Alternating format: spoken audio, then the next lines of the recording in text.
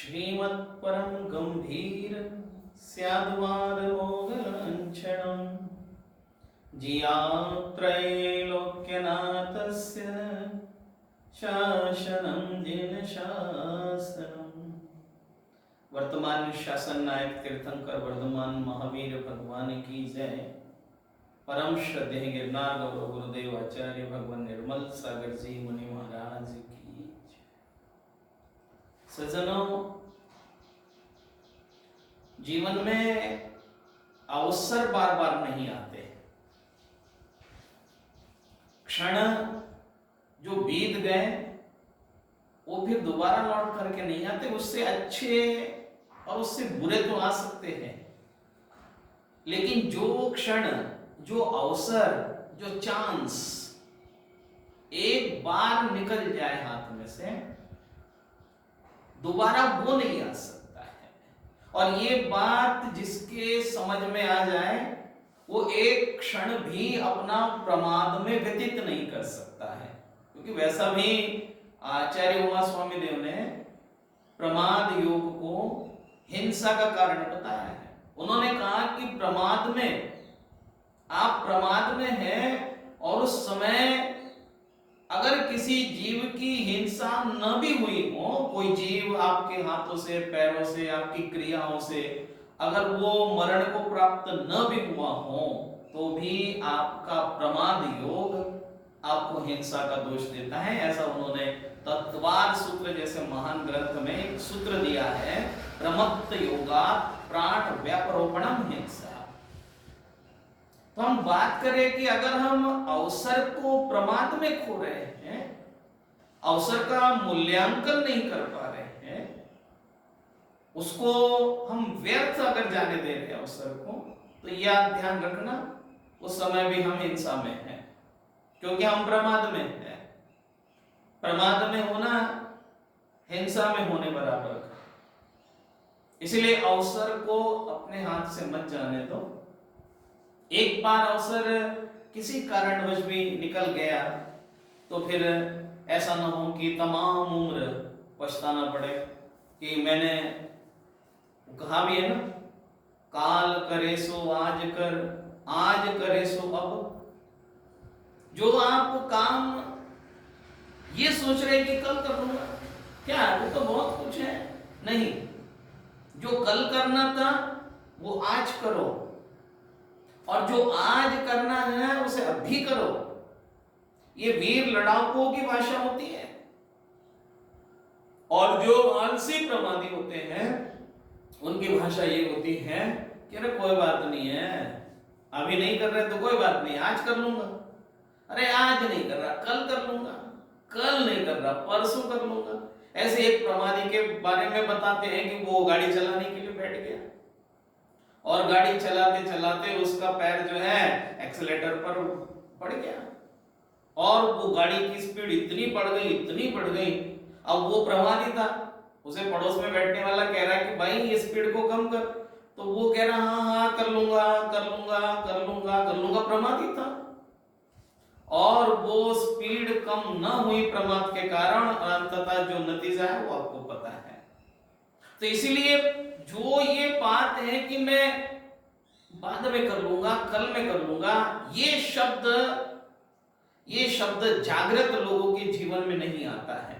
ये शब्द प्रमादी लोगों के जीवन में आता है कि देखेंगे, कर लेंगे, सोचेंगे। नहीं, जो अच्छे काम हैं वो उसी समय कर लो, तुरंत कर लो। कल अवसर मिलेगा, बाद में अवसर मिलेगा, इसके भरोसे रहना मैं समझता हूं कि नितांत बेवकूफी है, नितांत मूर्खता है। अभी कर लो। तीर्थ वंदना करने का अवसर कुछ लोगों को, कुछ लोग प्रेरणा देते हैं कि भाई समेत शिखर चलना है, हाँ देखेंगे, जब जाओगे तब देखेंगे। अरे जाओगे तब देखेंगे नहीं, अभी से भावनाओं में पुण्य कमाना प्रारंभ कर दो कि लिख लो भाई, हमारा नाम लिख लो, हम जरूर चलेंगे। वक्त पर न भी जा पाए तो कोई प्रॉब्लम नहीं है। वक्त पर अगर न भी जा पाए तो कोई बात नहीं है, लेकिन आज से ही मन बना लो, आज से ही मन बना लो। अवसर जीवन में बार बार नहीं आते हैं, एक लक्ष्य बना लो जीवन में कि ये कार्य अभी करना है।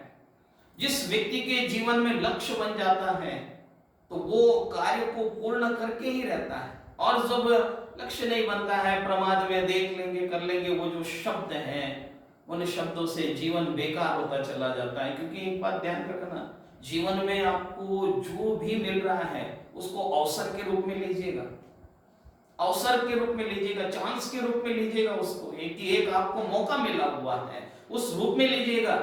कोई जरूरी नहीं है जो मौका आज हाथ लगा है वो कल हाथ लगे, ये कोई जरूरी नहीं है। आप कितने बलशाली हैं, आप कितने पुण्यशाली हैं, बात ये महत्वपूर्ण नहीं है। बात आपका बलशाली है, आप बुद्धिमान हैं, तो उसका अर्थ यह है कि जो अवसर आपके हाथ में आया हुआ है उसका पूरा पूरा लाभ लीजिए। एक व्यक्ति शाम के समय में अपनी पत्नी से कहने लगा कि मेरे पैर दबा दो। उसने कहा कि क्या बात क्या है, आज तो संडे का दिन है, रविवार है, छुट्टी का दिन है, आज कोई काम नहीं, ऑफिस नहीं गए, दुकान नहीं गए, कोई घर का काम नहीं किया, कहीं कोई सामाजिक काम में भाग नहीं लिया, कोई धार्मिक काम में भाग नहीं लिया, फिर ये अचानक शाम को एक नया ऑर्डर कहां से आ गया, एक नया फरमान कहां से आ गया कि मेरे पैरों में दर्द हो रहा है, जरा पैर दबा दो। तो उसने कहा कि अरे काम क्यों नहीं किया, पैरों में बहुत दर्द हो रहा, आज मैंने काम किया। उसने कहा क्या काम किया आपने? किया आज तो मैं बहुत चला हूं। उन्हें कहां चले आप? कह रहे आज मैं सुबह से शाम तक छत पर कई बार गया और कई बार नीचे आया। उसने कहा कि क्यों? कि उसने कहा कि बस आज रविवार था, संडे था, टाइम पास कर रहा था, समय मेरे पास कोई काम नहीं था तो टाइम पास कर रहा था। तो आप जो काम कर रहे हैं टाइम पास के लिए, वो टाइम पास के लिए मत कीजिएगा, उसको अवसर बना करके कीजिएगा। टाइम पास के रूप में करोगे तो वेदनाएं होगी, तकलीफ होगी, व्यर्थ की पीड़ा, व्यर्थ की शरीर को तकलीफ दी जा रही है। और मैं समझता हूं कि शरीर को व्यर्थ में तकलीफ देने की जरूरत नहीं है। एक लक्ष्य बना लो, अवसर का लाभ उठाओ, प्रमाद से बचो। टाइम पास के लिए कोई काम नहीं करना है। ये तो पर्याय मिली हुई है, ये टाइम पास के लिए नहीं है, ये रत्न है, इसका मूल्यांकन करो। अभी तक तो कुछ लोग अपने जीवन का मूल्यांकन ही नहीं कर पाए, जीवन को जीवन ही नहीं समझ पाए।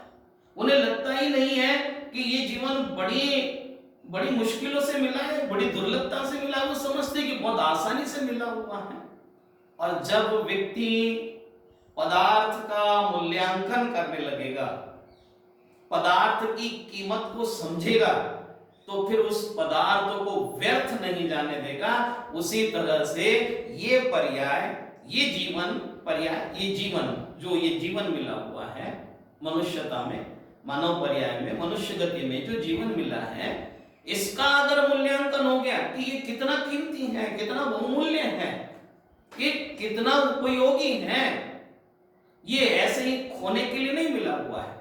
जब ऐसी मानसिकता बन जाएगी, जब एक ऐसी धारणा बन जाएगी, तो फिर आप निश्चित रूप से इसके महत्व को समझने लगेंगे। क्योंकि क्या है कि सबसे पहले किसी के भी इंपॉर्टेंस समझना पड़ती कि कितना महत्वपूर्ण है, कितना कितना ही उपयोगी है।